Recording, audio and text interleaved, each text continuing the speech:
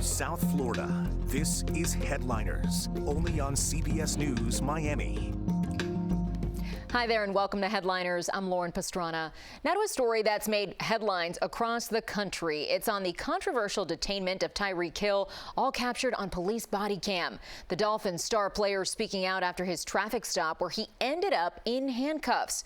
Hill says he could have acted differently, but still wants the Miami-Dade police officer fired. CBS News Miami's Ted Scouten is at Hard Rock Stadium with the latest. I'm like, damn, is this really happening? But man, I don't know, bro. Like, choked, pinched, kicked, all that, man. Get out! Get out! Get out! Get out! Get out! Damn! Tyreek Hill said he felt like he was in a movie as he was being yanked from his car and then taken to the ground during a traffic stop Sunday outside Hard Rock Stadium. At the end of the day, I wish I could go back and, do things a bit differently. He's talking about the commands from Officer Danny Torres to lower his window. Yes, I will say I could have been better. I could have let down my window, in that instant. But he said nothing justifies him being dragged from his car. Does that give them the right to literally beat the dog out of me? Absolutely not. Hill said despite everything, this can be used as a learning moment. He wants to work with police. I still love cops. I want to be a cop. I've been stand on the table for the cops. I think we could be the leaders as a community and come out of this with positives. Former Miami-Dade Police Director Juan Perez agrees this experience could bring some good. This is a learning moment across the board. What not to do when you're stopped, and certainly for law enforcement, how not to react. Hill said that he just wants to move forward, but as for Officer Torres, he wants him out. So you want the officer to be gone.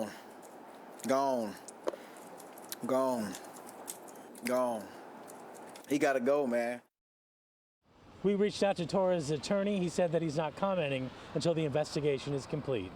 At Hard Rock Stadium, Ted Scouten, CBS News Miami. Turning now to the housing crisis in South Florida. Is the bubble about to burst in South Florida's condo market? Inventory is up, prices are down, and buyers are concerned about 30 or 40-year-old buildings. CBS News Miami's Joe Gorcho looks at what you should do if you want to buy or sell. Conditions of the building has deteriorated within the last couple of years. From a distance, Melina Moren lives in an ordinary North Miami high-rise. Upon closer inspection, you can see the issues plaguing 3 Horizons South. A giant hole near the top of this 50-year-old building. Balconies missing and under repair, rusting pipes, and other issues. We have a leaky roof that could be causing water damage and mold issues. Moren tells us she's paid over $11,000 for several special assessments over the last few years for the roof and concrete restoration projects. She's worried more are on the way. So the damages have grown, and we need money to fix it. We reached out to the association president to see if the repair projects are nearly complete or if future special assessments might be needed.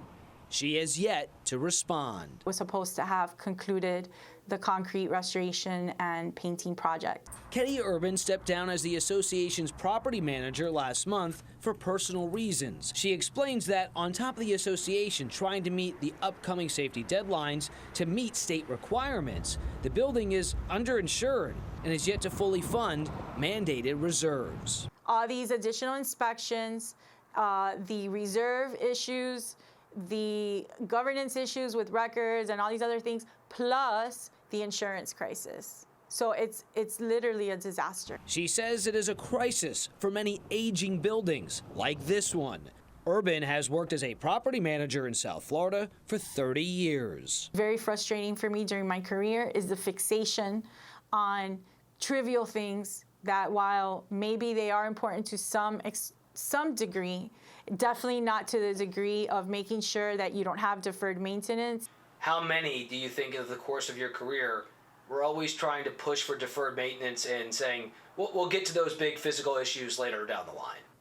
At least 50%. Craig Studnicki, ISG World CEO, has been selling real estate for 45 years. The unknown rising costs of special assessments in aging buildings, he says, scare off potential condo buyers. They're asking realtors, please don't take me to a special assessment building. Condo owners trying to get out appear to be selling at a discount. His firm's research shows condo sales in buildings 30 years or older in Miami-Dade, Broward, and Palm Beach County are selling 20% lower than they were to start this year. I think they saw bargains, but when they get their bill for special assessment sometime next year, I think they're going to realize they bought fool's gold. We asked Nikki if South Florida's condo market is at risk of going bust without changes to state laws to help homeowners. Without any modification, more than likely the buildings will continue to further deteriorate and may ultimately one day be condemned, leaving the value of the units to zero.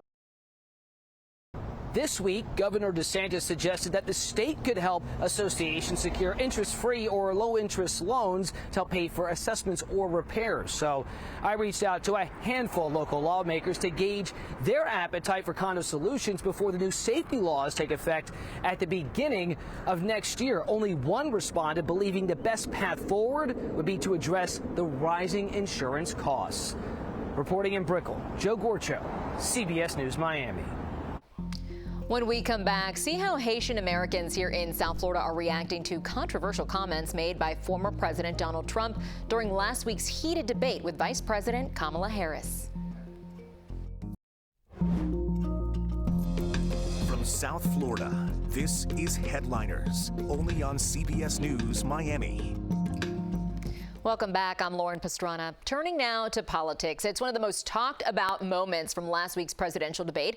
Former President Trump's comments that migrants in Ohio are eating cats and dogs. Now, Haitian Americans here in South Florida are reacting to Trump's claims. CBS News Miami's Tanya Francois joins us from a restaurant in Little Haiti with what community members had to say. I can tell you assuredly what is not on the menu here are people's pets. For some Haitian Americans growing up right here in Miami, being accused of eating cats and dogs is nothing new. And for some, they say this is an old, hurtful insult that has now resurfaced. And when I came here, I know there was one kid who used to go to Edison Senior High School who had some issues with other kids calling him Haitian eating cats. Marie Woodson is a Florida state representative. She came to Miami in the early 80s. She first saw the tweets by J.D. Vance before hearing former President Donald Trump during the debate. In Springfield, they're eating the dogs, the people that came in. They're eating the cats. They're eating the pets of the people that live there. There wasn't any reason for this. They do not have any proof that Haitians are eating dogs, eating cats. Come on, where's this coming from? At that level, to have somebody who wants to be president talking such nonsense, that was a shame to me. For him, not for me. Rules Jean-Bar is a Haitian American community leader. He's called America home for decades. I asked him the obvious. I have to ask, do Haitians eat cats, dogs, or any pets? I've never done that. I don't know anybody in my family who's done that. Outside of Naomi's Garden, a restaurant in Little Haiti, the conversation was about what's not on the menu. He's good at what he does. Trump is very good at what he does. I think he's whatever he says is meant to polarize and just put you at odds with the other group. I think that's an extreme to make that assumption. You know, it's not a wise assumption at all. I'm here because I love this food. Everyone that I've ever spoken with loves Naomi's. This is a community centerpiece.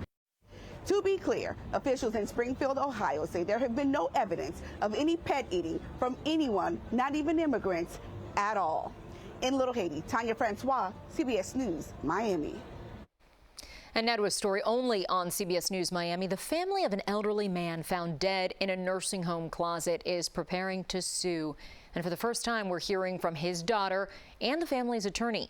CBS News Miami's Peter Dench spoke with them exclusively. We learned that attorney Philip Gold has already taken legal action, and he has filed a notice of a wrongful death claim. Family members say they turned to him to try to get some answers. I just need justice for my dad. I need justice for my dad. That's what Ellen Etienne says after the decomposing body of her 71-year-old father, Ellen, was found in a closet at the North Dade Nursing and Rehabilitation Center. I cannot believe that, because my dad died like that. That's terrible. Etienne's niece says anonymous callers told family members Etienne went missing on August 22nd, and his body was found 12 days later on September 2nd. I want to know how he ended up in the closet, or I want to know if he was put in the closet and if he was fighting for his life. Loved ones have now hired attorney Philip Gold. Maybe there was a rogue staffer. We don't really know what went wrong here. What we do know is that what happened is unacceptable. There's an obvious negligent lapse in supervision. While the nursing home did not return our calls, they have said in the past they are deeply committed to the safety of their residents and are cooperating with the authorities. But family members say they are not getting answers. The family has been attempting to communicate. They've been in contact, and really they've been shut down with getting the answers they need. I'm concerned with how the nursing home is going to respond, because I want the truth at the end of the day. It's important because this could happen to anyone. It can happen to your family member, and so I don't want this to repeat itself. Attorney Philip Gold says he wants to know if surveillance cameras were working at the facility. Meanwhile, North Miami Police say they are not commenting right now because there is an ongoing investigation. In Kendall, Peter Dench, CBS News, Miami. When Headliners return, see what you can do to cool your energy bill as the record-breaking heat continues across South Florida. From South Florida, this is Headliners, only on CBS News, Miami. Welcome back. I'm Lauren Pastrana. Doctors and researchers worldwide devote their careers to finding a cure for cancer. It's the ultimate goal. But even without an official cure, people are beating the disease and going on to live long, healthy lives. That's thanks to treatment options like the customized care offered at Sylvester Comprehensive Cancer Center. I spoke with one local woman who is defying the odds, beating the same cancer that claimed her parents' lives because of treatments designed specifically for her. Honey, can I make you a cup of coffee? Sherry Smith considers every morning spent with her family a gift, a miracle, in fact. I've had a beautiful life, and I will continue to live a beautiful life. And I will fight, and I will stay positive, because I do believe that a positive attitude is 60% of the battle. Sherry's battle started in 2022, initially diagnosed with allergies and then asthma. After dealing with shortness of breath for months, she kept pushing for more answers. The once active tennis player eventually ended up at Sylvester Comprehensive Cancer Center and got the news she'd been dreading. On March 16th, 2023, 2 days after my daughter turned 15, received the news: inoperable, stage 4 lung cancer. It had metastasized to both adrenals and to my brain. At 57 years old, she had already lost both her parents to lung cancer. But that didn't mean she was expecting or accepting the same outcome for herself. So you got your diagnosis, but when it was time for the prognosis, you didn't want to know. I did not want to know. And my mindset at that point was already in fight mode. I'm going to win. I'm not giving up. I'm going to have hope. I'm going to have faith. I'm going to be the strong individual that I know that I am. And I challenged the doctors. Dr. Lawrence Negrete and the team at Sylvester faced that challenge head on. When I first started taking care of lung cancer patients, it was a prognosis of 9 to 12 months when patients had stage 4 lung cancer. And we really treated patients almost all the same. Now, Dr. Negrete says a stage 4 lung cancer diagnosis is not necessarily a death sentence, thanks to the discovery of molecular markers. He calls them the fingerprint of the tumor, which helps doctors customize care for each patient. You can see now how that cancer activity is no longer present. A year and a half after diagnosis, Sherry's scans look great. A combination of radiation, followed by chemotherapy and immunotherapy meant specifically for her cancer, have led her to remission. We hear the word therapies, but not the word cure. And so many people say, we want a cure for cancer. Is that possible when all these different cancers have a different fingerprint? And that's a great question, because I hear this all the time. Why can't we find a cure for cancer? And I usually try to explain to them, it's like a car. You know, you can't fix your BMW with the parts of a Mercedes. They're completely different tumors. The fingerprints are really unique in the patient. Have any of your other patients responded as well as I have? I do have a few. Really? I do have a few. Good. Sherry might be the first in her family to survive lung cancer, but she's hopeful this type of personalized treatment will save many more lives. I owe my life to Dr. Negret. I owe my life to Dr. Kubitschek. I owe my life to these nurses. I will always make it my mission to spread my story to anybody who will listen. Sherry plans to celebrate ringing the bell after her final chemo treatment with a big party in December. After that, she wants to return to the Dolphins Cancer Challenge in February to continue to raise money for research at the Sylvester Comprehensive Cancer Center. Our team at CBS Miami will be running and riding right along with her.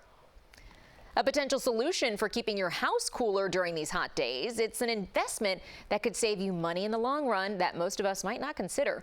CBS News Miami's Yvonne Taylor shows you why you might want to start looking up to get your energy bill to go down.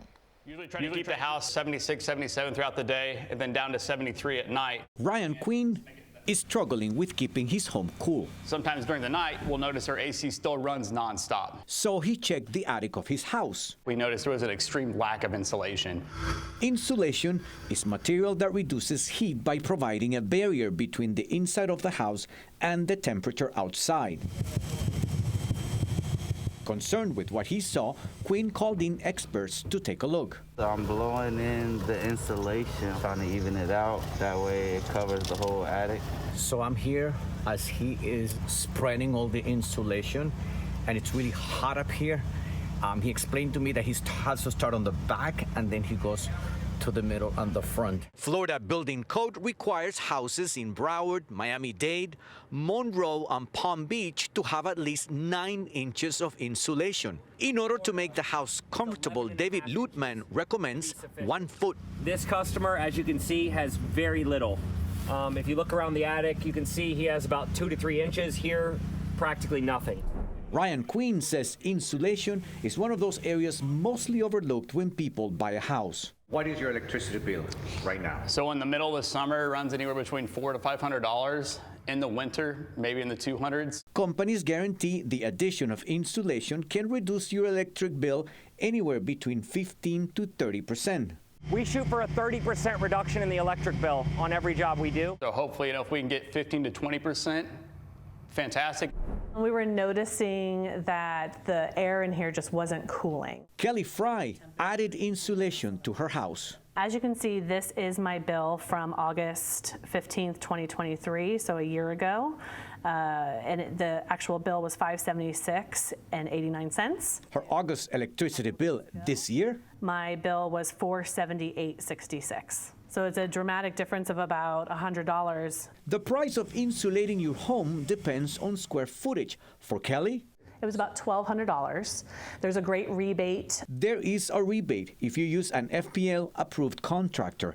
There are also tax breaks, so you'll want to check with your accountant. So the rebate will actually be part of my tax return for 2024 next season. So a month later, was it worth it? 100% worth it. To find out about any other financial incentives related to renewable energy or insulation, go to our website, CBS Miami.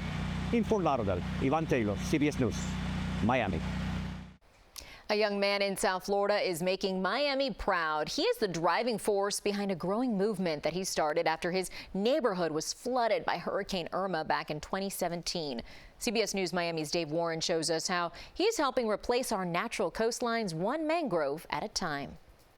To me, planting mangroves, not only is it, an entertaining and fun activity, but I personally really feel helpful and feel like I can make an impact doing something like this and making a difference. That difference starts small. Will Charuas has been growing and planting these for a while now. That's one down and a lot more to go.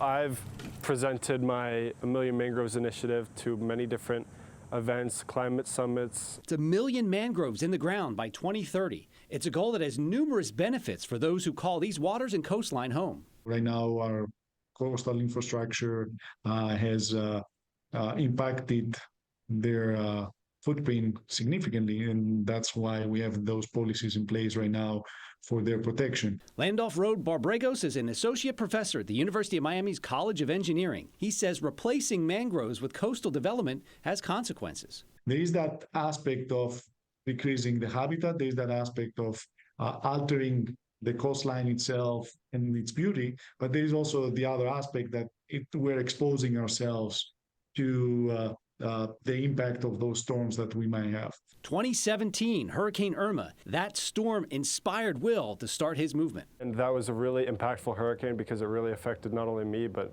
my community, my hometown. It was the first hurricane like I remember living through, and the streets were completely flooded. The airport was really flooded. So that's when I firsthand kind of realized that climate change is real and sea level rise is real. That realization led to action. He founded Forces of Nature. He started it alone, but now has many who want to help him achieve his goal.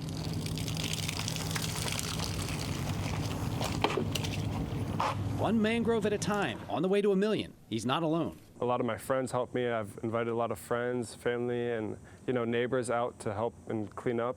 Not only clean up, but also plant. Coastal cleanup and planting is just half of what his organization does. The other half involves helping the movement grow. One's the cleanups, one's the plantings, one's kind of researching and how to best, maximize and optimize growing mangroves at my house or in a lab. And then the last part is the education component. It has not gone unnoticed. He's been recognized as a 2024 Prudential Emerging Visionary, receiving $5,000 to take his vision to the next level. For now, it's back to work, working towards his goal, one mangrove at a time.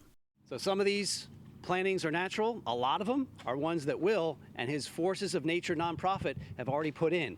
Put in about a couple thousand right now, but they're aiming for 1 million. It'll help preserve and protect South Florida's coastline. In Matheson Hammock State Park, I'm Dave Warren for CBS News Miami. Thanks for joining us this half hour on Headliners. As always, keep it right here to CBS News Miami for up-to-the-minute breaking news and weather 24 hours a day. Make it a great one.